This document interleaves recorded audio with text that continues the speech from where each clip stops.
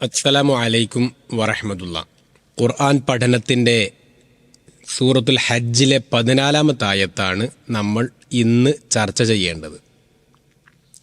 ഇന്നല്ലാഹ യുദ്ഖിലുല്ലദീന ആമനു വഅമിലുസ്സാലിഹാത്തി ജന്നാത്തിൻ തജ്രി മിൻ തഹ്തിഹൽ അൻഹാർ ഇന്നല്ലാഹ യഫ്അലു മാ യുരീദ്. അപ്പോൾ ഇന്നല്ലാഹ തീർച്ചയായും അള്ളാഹു യുദ്ഖിലുല്ലദീന ആമനു വഅമിലുസ്സാലിഹാത്ത്, അദ്ഖല യുദ്ഖിലു പ്രവേശിപ്പിക്കുക എന്നാണ്. ആരെ? അല്ലദീന ആമനു. ആമനു ഈമാൻ ഉള്ളവരാണ്. ആമനു ഈമാനുള്ളവരെ, വിശ്വസിച്ചവരെ. വഅമിലുസ്സാലിഹാത്ത്, അമലുസ്സാലിഹാത്തുള്ള അമൽ എന്ന് പറഞ്ഞാൽ അറിയാം, അമാൽ അമൽ പ്രവർത്തനം, സ്വാലിഹാത്ത് നല്ലത്, സൽക്കർമ്മങ്ങൾ എന്ന് പറയാം. ജന്നാത്ത് ജന്നത്തിൻ്റെ ജംഅ ബഹുവചനമാണ് ജന്നാത്ത്, സ്വർഗം. തജ്രി ഒഴുകും, മിൻ തഹ്തിഹ അതിൻ്റെ താഴ്ഭാഗത്തുകൂടെ, അൽ അൻഹാർ അരുവികൾ, നദികൾ ഒഴുകും. ഇന്നല്ലാഹ യഫ്അലു മാ യുരീദ്, തീർച്ചയായും അല്ലാഹു യഫ്അലു അവൻ പ്രവർത്തിക്കുന്നു, മാ യുരീദ് അവൻ ഉദ്ദേശിക്കുന്നത്. ഇന്നല്ലാഹ യുദ്ഖിലുല്ലദീന ആമനു വഅമിലുസ്സാലിഹാത്ത്, അല്ലാഹു സ്വർഗത്തെക്കുറിച്ച് വിശദീകരിക്കുകയാണ്. അപ്പോൾ നേരത്തെ ശിക്ഷയെക്കുറിച്ച് പറഞ്ഞു. ഖസിറദ്ദുന്യ വൽ-ആഖിറ ദാലിക ഹുവൽ ഖുസ്റാനുൽ മുബീൻ എന്ന് 9-ാമത്തെ ആയത്തിൽ അല്ലാഹു സൂചിപ്പിച്ചു. ഇനി ഇവിടെ പറയുന്നത് അല്ലാഹു അനുഗ്രഹിച്ച, അല്ലാഹു ഇഷ്ടപ്പെടുന്ന, അല്ലാഹു സ്നേഹിക്കുന്ന, അല്ലാഹു തിരഞ്ഞെടുത്ത ആളുകളെക്കുറിച്ചാണ്. അവരാരാണ്? അവർ അല്ലദീന ആമനു, ഈമാനുള്ളവരാണ്. അപ്പോൾ ആ ഈമാനുള്ളവർക്കുണ്ടാകുന്ന പ്രത്യേകത എന്താ? ഇന്നല്ലാഹ യുദ്ഖിലു, തീർച്ചയായും അല്ലാഹു പ്രവേശിപ്പിക്കും. അപ്പോൾ അല്ലാഹു അവരെ ഉൾപ്പെടുത്തുകയാണ്, പ്രവേശിപ്പിക്കുകയാണ്. ആരാണ് അവർ? അല്ലദീന ആമനു, ഈമാനുള്ളവർ, വിശ്വസിക്കുകയും വ അമിലുസ്സാലിഹാത്ത് നല്ല പ്രവർത്തനങ്ങൾ, സൽക്കർമ്മങ്ങൾ ചെയ്യുകയും ചെയ്തവർ, അവരെ അല്ലാഹു പ്രത്യേകമായ പരിഗണന കൊടുക്കുകയാണ്. ജന്നാത്ത് അവർക്കുള്ളത് സ്വർഗമാണ്. അപ്പം സ്വർഗം എന്ന് പറയുമ്പോൾ ഒരുപാട് വിശദീകരിക്കേണ്ടതാണ്. നമ്മുടെ ഒരു 10-15 മിനിറ്റ് കൊണ്ട് വിശദീകരിക്കേണ്ടതല്ല. ഇൻഷാ അല്ലാഹ് സ്വർഗം എന്നുള്ള വിഷയത്തിലുള്ള വിശദമായ ഒരു പഠന ക്ലാസ് പിന്നീട് നമുക്ക് നടത്താവുന്നതാണ്. അപ്പം സ്വർഗത്തിലേക്ക് പ്രവേശിപ്പിക്കുന്നതാണ് എന്നാണ്. സ്വർഗം വിശദീകരിച്ചാൽ നമ്മുടെ അടുത്ത ആയത്തിലേക്ക് നമുക്ക് വിശദീകരിക്കാൻ സമയം കിട്ടൂല.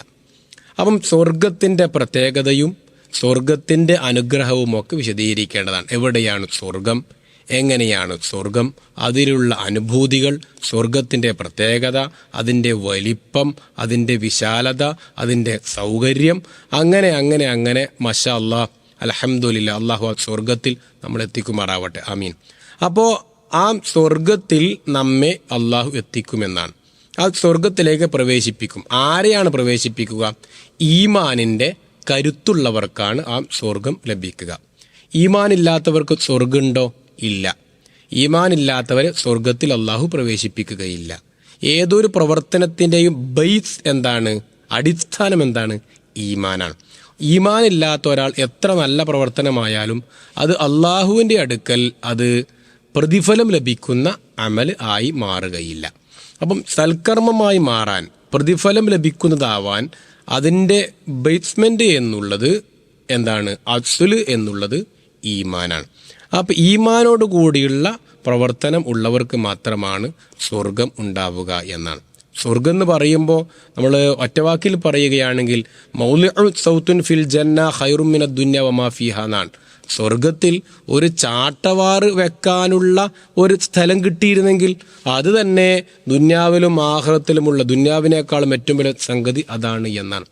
നബി സല്ലല്ലാഹു അലൈഹി വസല്ലമ നമ്മളോട് പ്രാർത്ഥിക്കാൻ പഠിപ്പിച്ച പ്രാർത്ഥനകളിൽ ഒരു പ്രാർത്ഥന ജന്നാത്തുൽ ഫിർദൗസിന് വേണ്ടി പ്രാർത്ഥിക്കണമെന്നാണ്. ജന്നാത്തുൽ ഫിർദൗസ്, ആയിഷ ബീവിക്ക് വേണ്ടി ആയിഷ ബീവിയോട് നബി സല്ലല്ലാഹു അലൈഹി വസല്ലം നടത്തിയ ഒരു സംസാരത്തിൽ പറയുന്ന അപ്രകാരമാണ്. ആയിഷ, നീ ജന്നാത്തുൽ ഫിർദൗസ് കിട്ടാൻ പ്രാർത്ഥിക്കണമെന്നാണ്. അള്ളാഹു അക്കൂട്ടത്തിൽ നമ്മെ ഉൾപ്പെടുത്തുമാറാവട്ടെ. ആമീൻ. അപ്പോൾ നമ്മൾ എപ്പോഴും പ്രാർത്ഥിക്കേണ്ടത് അള്ളാഹുവെ ജന്നാത്തുൽ ഫിർദൗസിലേക്ക് എന്നെ എത്തിക്കണേ എന്നാണ്. അത് നാം ആഗ്രഹിക്കണം, അതിന് ആശിക്കണം, അതിനുവേണ്ടി പ്രവർത്തിക്കണം. അതോടൊപ്പം തുടർച്ചയായ പ്രാർത്ഥനയും ഉണ്ടാവണം. നേരത്തെ നാം സൂചിപ്പിച്ചല്ലോ, പ്രാർത്ഥന എന്നുള്ളത് തുടർച്ചയായി ഉണ്ടാവേണ്ട ഒരു സംഗതിയാണ്. അപ്പോൾ ജന്നാത്തിൻ തജിരി, ആ സ്വർഗത്തിൻ്റെ പ്രത്യേകത ചെറിയ രൂപത്തിൽ ഇവിടെ പറഞ്ഞു.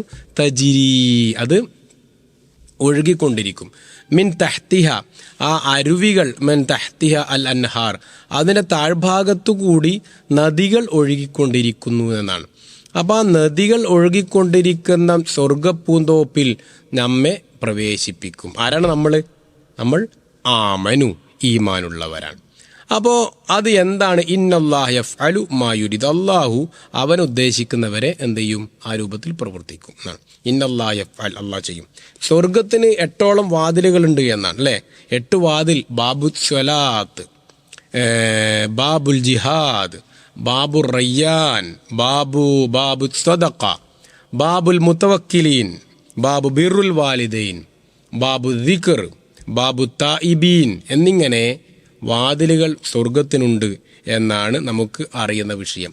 അപ്പോൾ ഈ സ്വർഗവാതിലുകൾ, എല്ലാ സ്വർഗവാതിലുകൾ കൂടിയും പ്രവേശിക്കാൻ നമുക്ക് കഴിയണം. നോമ്പുകാർക്കുള്ളതാണ് ബാബു റയ്യാൻ. റമദാനിൽ നോമ്പനുഷ്ഠിച്ചവർക്കുള്ള വാതിൽ ബാബു റയ്യാനാണ്. അപ്പോൾ ഈ സ്വർഗം എവിടെയാണ്? അതൊക്കെ നമുക്ക് പിന്നീട് വിശദീകരിക്കാം ഇൻഷാ അള്ളാഹ്. അപ്പം ആ രൂപത്തിൽ അള്ളാഹു അനുഗ്രഹിച്ച സ്വർഗം ലഭിക്കാൻ നമ്മുടെ ഈമാൻ ക്ലിയർ ആണോ എന്ന് നമ്മൾ നോക്കണം. ഈമാൻ ക്ലിയർ ആണെന്ന് എങ്ങനെ നോക്കുക? മുകളിൽ പറഞ്ഞ ആയത്താണ്. പ്രാർത്ഥന, അതിൽ അള്ളാഹുവോട് ആരെയും പങ്കുചേർക്കാൻ പാടില്ല. നമുക്ക് പ്രയാസഘട്ടങ്ങളിലും നിരാശരായി മടങ്ങിപ്പോകാൻ പലതും വിളിച്ചു പറയാൻ പാടില്ല. നമുക്ക് പ്രയാസങ്ങളുണ്ടാകുമ്പോഴും സന്തോഷങ്ങളുണ്ടാകുമ്പോഴും അള്ളാഹുവിനെ ശുക്ർ ചെയ്യുവാനും സ്വബറോടുകൂടി, ക്ഷമയോടുകൂടി, സഹനത്തോടുകൂടി അള്ളാഹുവിനോട് നന്ദി കാണിക്കുവാനും അള്ളാഹുവിനെ ഓർക്കുവാനും നാം തയ്യാറാവണം. നേരത്തെ പറഞ്ഞതുപോലെ മൻ കാൻ വമിനന്നാസി മയ്യഅ്ബുദുല്ലാഹ അലാ ഹർഫിൻ എന്ന് പറഞ്ഞല്ലോ. ആ വക്കത്ത് നിന്ന് ആരാധിക്കുന്ന സ്വഭാവം നമ്മിലുണ്ടോ എന്ന ഒരു പരിശോധന നാം തയ്യാറാവണം. ആ രൂപത്തിൽ മുന്നോട്ട് പോകാൻ തയ്യാറാവണം. അസ്സലാമു അലൈക്കും വറഹ്മത്തുള്ളാഹി.